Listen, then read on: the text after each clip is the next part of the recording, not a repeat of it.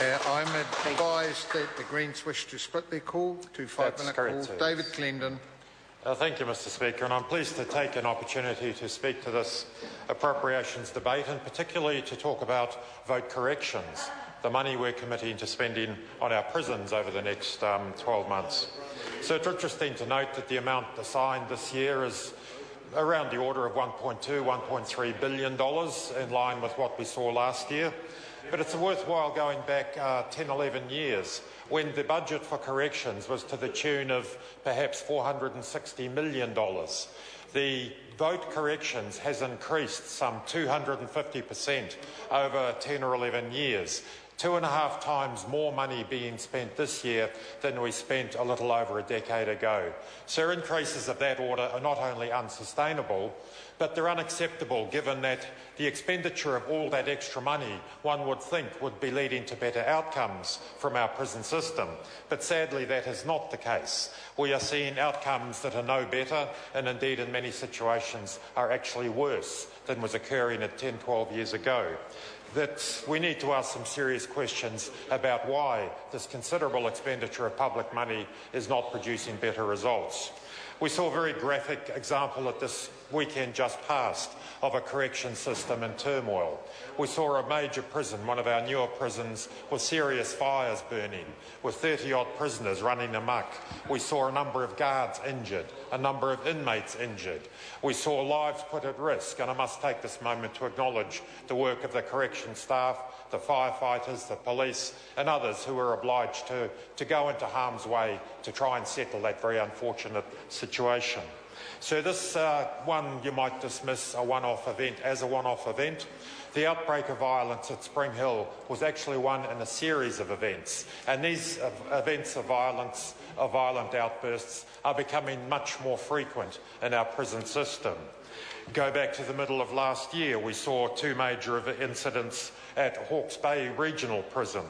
Prisoners protesting, breaking out, setting fires. Paramaribo, similarly about a year ago, prisoners barricading themselves on a tower, trying to get attention to the absence of response to their legitimate complaints. Nafar last year, we saw several rubbish fires, damage to cells. At Angkor a few months ago, in March this year, prisoners protesting about poor conditions. In April this year, we saw 2 incidents. One, prisoners fighting amongst themselves, then an assault on guards a few days later. 2 weeks ago, a serious stabbing at Paramaribo, now a major riot at Spring Hill. These are not isolated incidents. These are indicative of a system in turmoil. We are spending a great deal of money. We are not getting good outcomes. A lot of the reason for that, sir, can be sheeted home to the general culture, the attitude over the previous 2 decades. More and more of a punitive culture in our prisons. Much more this nonsensical political contest to be seen as being tough on crime, which actually means being tough on our communities. Because ultimately inmates, with a very few exceptions, inmates in our prisons are returned to the wider society. To the extent that we treat inmates poorly, that we do not respect their human rights, that we do not provide humane conditions in our prison, inevitably we see the knock-on effect of that when these people come back into our communities, brutalised, dehumanised, paranoid, wanting to strike back at the system that has struck them. We need to do a great deal better, and the money assigned in this budget is sufficient to do better. We don't need to spend more money, we need to spend it differently.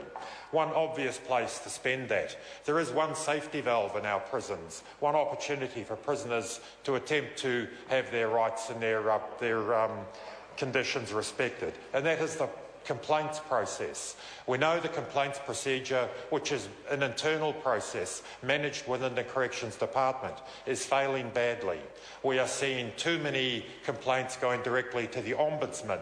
The Ombudsman office is being overwhelmed with quite low-level prisoner complaints because there is no confidence within the prisons, within the families, those who know what's happening in our prisons, know that the internal complaints system is failing. The Ombudsman is been overburdened. That would be one very good place to start making a difference to get a system that works. Thank you, Mr. Speaker. Mr. Speaker. Holly Walker.